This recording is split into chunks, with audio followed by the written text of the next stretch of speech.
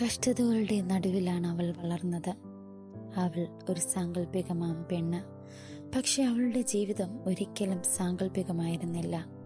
അവളുടെ ഓർമ്മ വെച്ച കാലം മുതൽ താമസം ഒരു വലിയ വീട്ടിലായിരുന്നുവെന്ന് പറയാം. പക്ഷെ ആ വലിയ വീട് വേദനകളാൽ നിറഞ്ഞ ഒരു ചെറു ലോകമായിരുന്നു.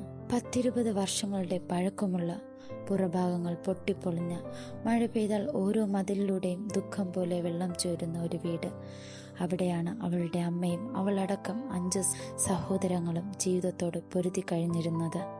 മഴക്കാലം അവർക്കൊരു കാലാവസ്ഥയല്ലായിരുന്നു, അതൊരു പേടിയായിരുന്നു, ഒരു ശിക്ഷയായിരുന്നു. മഴ തുടങ്ങുമ്പോൾ വീടിൻ്റെ മേൽക്കൂരയിൽ വീഴുന്ന ഓരോ തുള്ളിയും അവരുടെ ഹൃദയത്തിലേക്ക് വീഴുന്ന പോലെ തോന്നും.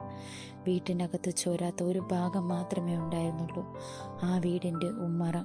രാത്രികാലങ്ങളിൽ മഴ ശക്തമാകുമ്പോൾ അവിടെയാണ് അവർ ഒത്തുചേർന്ന് കിടന്നിരുന്നത്.